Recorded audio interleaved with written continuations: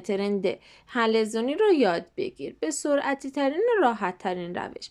اول جلوی سر 2 تا سوسکی جا گذاشتم، بعد اومدم موهای جلوی مو و صدف سرم رو با هم به سمت پشت سر شونه کشی کردم و با کش توی تیزی سرم بستم.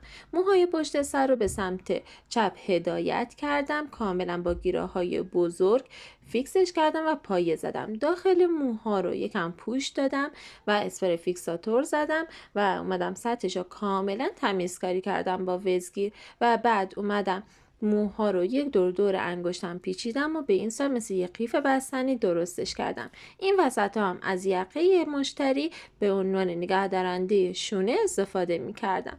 ادامه موهای قیفی بستنیمون رو میام یک کم تمیزکاری انجام میدم. یه بوکل کوچولو میزنم مابقی موها رو که از صدف سر و جلوی موها داشتم رو به صورت گوجه من زدم.